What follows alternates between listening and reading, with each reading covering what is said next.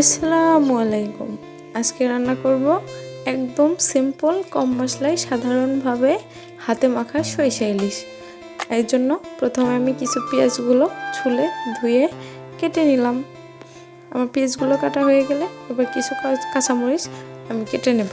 কাঁচামরিচ কেটে নিয়ে একটা শিলপাটাতে রাঁধুনি সরিষা, 3-4টা কাঁচামরিচ আর 2টা পেঁয়াজ সুন্দর করে একসাথে নিয়ে বেটে তুলে নেব।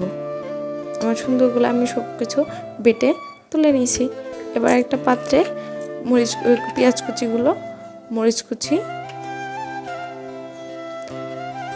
এবার একটু দেব হলুদ গুঁড়ো, সামান্য পরিমাণ দেব আমি শুকনো মরিচ গুঁড়ো, তারপরে দেব একটু ধনিয়া গুঁড়ো, দিয়ে লবণ আর দিব সরিষার তেল দিয়ে সুন্দর করে হাত দিয়ে মেখে নেব।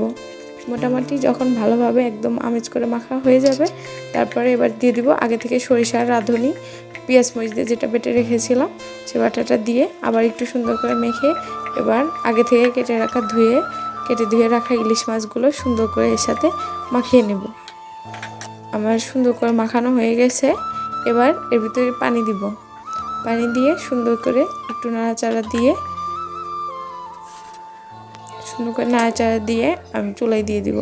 দিয়ে ঢাকনা বন্ধ করে 10 মিনিট লাগবেই না, 10 মিনিট পরে, কারণ ইলিশ মাছটা খুব তাড়াতাড়ি সিদ্ধ হয়ে যায়। দেওয়ার পরে আমি সুন্দর বলক উঠলে একটু নাড়াচাড়া দিয়ে আবার একটু ঢাকনা দিয়ে ঢেকে দেবো। দিয়ে আবার একটু নাড়াচাড়া দিয়ে আমি সুন্দর করে দেখে ঝোলটা একটু ঠিক হয়ে আসা পর্যন্ত জাল দিয়ে নামিয়ে নিয়েছি। একদম সিম্পলভাবে সাধারণভাবে ইলিশ, অনেক মজা।